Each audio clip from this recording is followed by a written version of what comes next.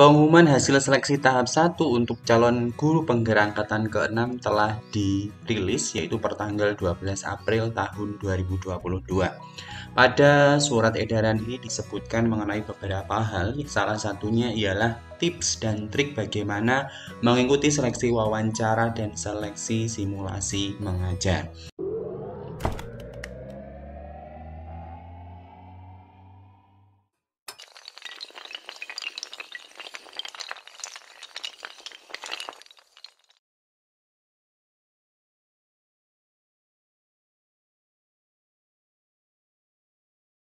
Halo semuanya, Assalamualaikum warahmatullahi wabarakatuh. Kembali lagi di channelnya tentang pendidikan, tutorial, dan data PD Official.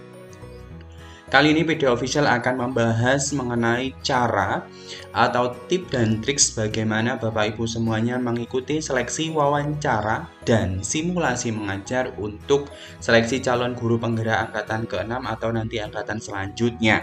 Namun sebelum saya menjelaskan, bantu untuk mengembangkan PD Official dengan cara subscribe, like, komen, dan share. Bapak Ibu calon guru penggerak angkatan ke-6, berdasarkan surat keputusan yang dikeluarkan pada tanggal 12 April tahun 2022, Bapak Ibu yang mengikuti seleksi tahap 1 itu sudah diumumkan dan lampirannya sudah ada di surat keputusan ini.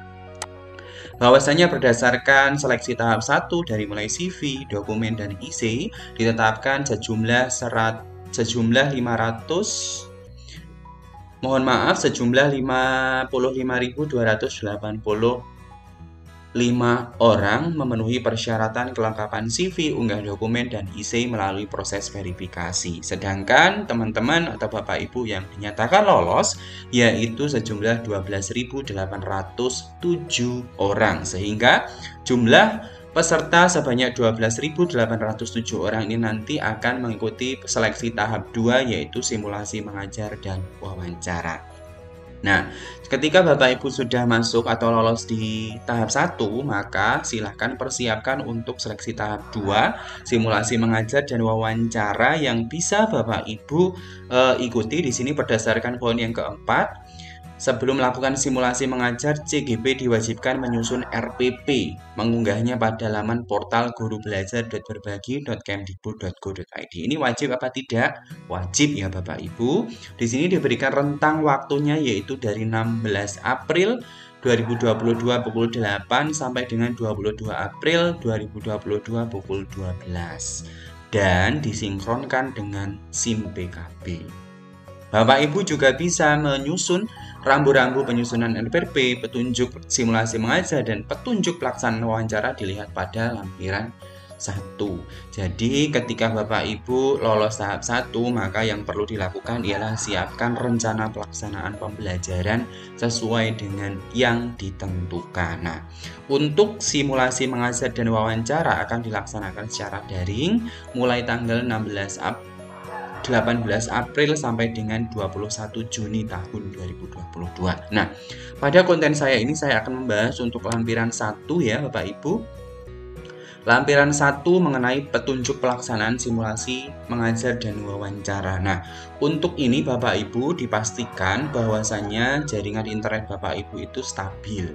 Berdasarkan pengalaman yang saya lakukan di angkatan keempat, saya menggunakan laptop dan handphone yang dua-duanya saya sambungkan ke Gmeet.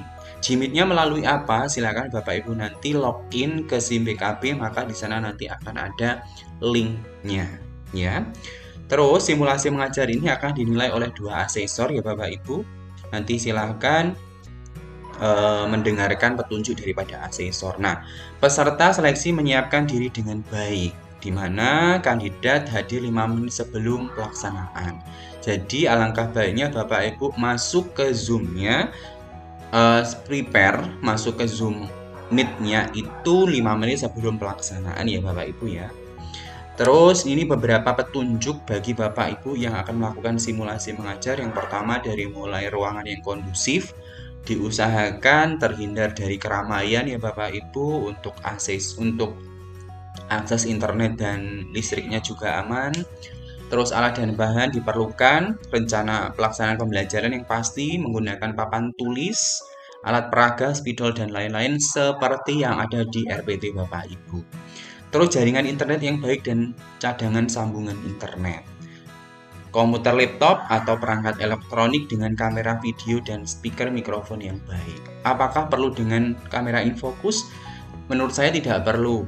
Pastikan saja laptop dan HP Bapak Ibu itu sudah bagus, gambarnya jelas, dan terhindar dari berisik atau rame. Nah, meletakkan komputer atau perangkat elektronik yang mampu menampilkan gambar kandidat secara penuh badan dalam pelaksanaan simulasi dan menangkap suara dengan baik. Nah, Bapak Ibu untuk gambarannya seperti apa? Nah, ini ya Bapak Ibu ya.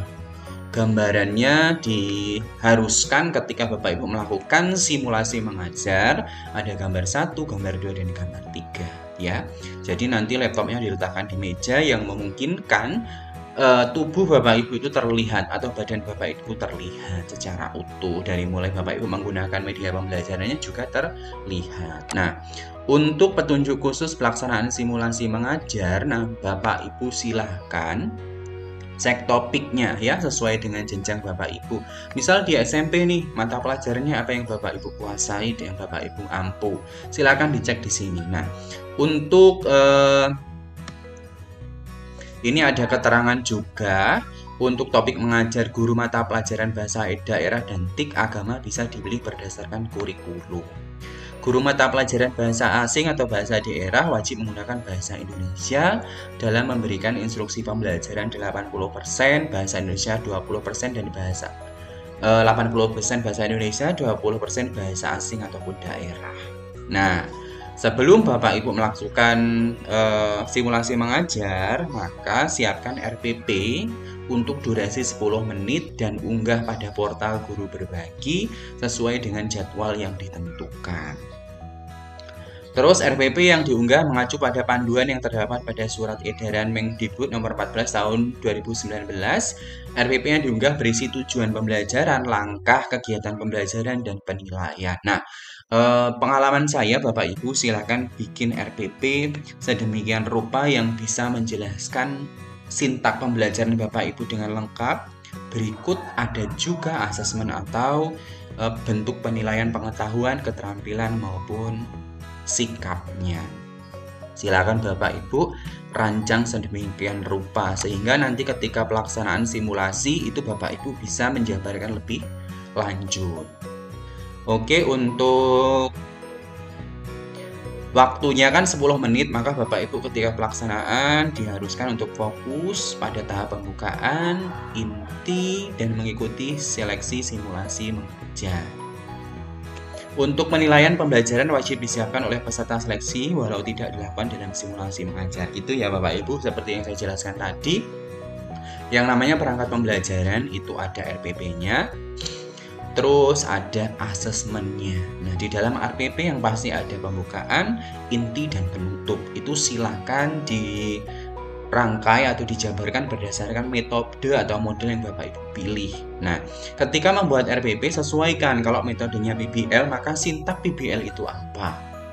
Nanti di akhir pembelajaran atau di awal pembelajaran biasanya dilakukan pretest, nanti di akhir dilakukan post-test, itu silahkan disampaikan pada RPP Bapak Ibu. Nah, bentuk penilaiannya juga harus jelas dari mulai instrumennya, dari mulai soalnya sampai dengan rubriknya, sampai dengan kisi-kisinya, ya. Terus untuk selanjutnya di awal proses seleksi asesor akan melakukan konfirmasi. Nah, nanti Bapak Ibu ketika sudah masuk di Meet, sudah masuk jadwalnya, nanti asesor akan bertanya mengenai identitas diri dan konfirmasi instansi. Nah, identitas diri nanti Bapak Ibu silakan siapkan KTP. Karena nanti biasanya akan dilakukan verifikasi KTP.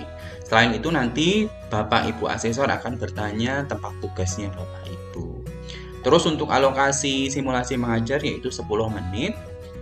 Dan ketika simulasi mengajar pun Bapak Ibu anggap Bapak Ibu berada di dalam kelas dan melakukan pembelajaran secara tatap muka.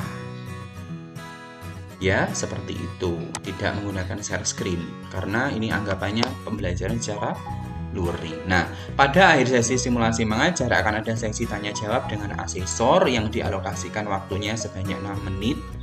Maka peserta diwajibkan menjawab beberapa pertanyaan yang diajukan oleh tim asesor. Untuk simulasi mengajar akan dihentikan oleh tim seleksi jika sudah melewati waktu pelaksanaan simulasi. Jadi seperti itu ya Bapak Ibu. Nah, di sini juga ada unsur penilaian simulasi mengajar itu ada kompetensi 1, kompetensi 2, dan kompetensi 3. Apa toh yang dinilai? Yang pertama, Bapak Ibu mampu mengembangkan lingkungan kelas yang memfasilitasi murid belajar secara aman dan nyaman. Yang kedua, mendesain, memandu, dan merefleksikan proses belajar mengajar yang efektif. Dan yang ketiga, menunjukkan kebiasaan refleksi untuk pengembangan diri atau self-regulasi learning. Nah, jadi ini beberapa indikator atau unsur penilaian dari asesor untuk Bapak Ibu yang akan melakukan simulasi mengajar. Oke, untuk RPP-nya ini ada ya Bapak Ibu, formatnya silahkan diikuti. Ada mulai namanya ya, oleh berarti calon peserta, satuan pendidikan Bapak Ibu, alokasi waktu, subtemanya apa, tujuan, penilaian pembelajaran. Jadi seperti itu untuk simulasi mengajar. Nah, untuk wawancara akan saya bahas pada video selanjutnya. Mudah-mudahan apa yang saya sampaikan dapat dipahami oleh Bapak Ibu semuanya. Ya, pada intinya buat RPP sesuai dengan topik yang dipetakan. Yang kedua, buat RPP dengan lengkap, ada pelaksanaan pembelajaran sampai dengan penilaian. Terus silahkan Bapak Ibu cermati beberapa kompetensi hasil penilaiannya nanti berdasarkan apa. Di sini ada kompetensi 1, kompetensi 2, dan kompetensi 3. Nah, bagi Bapak Ibu yang masih bingung atau perlu bertanya, silahkan nanti tinggalkan komentar pada video ini. Jadi seperti itu penjelasan saya, mudah-mudahan dapat dipahami dan membantu Bapak Ibu calon guru penggerak angkatan ke-6. Terima kasih. Sebelum saya tutup, saya ingatkan subscribe, like, komen, dan share video official channelnya tentang pendidikan, tutorial, dan data. Salam data, salam literasi. Saya tutup. Wassalamualaikum warahmatullahi wabarakatuh.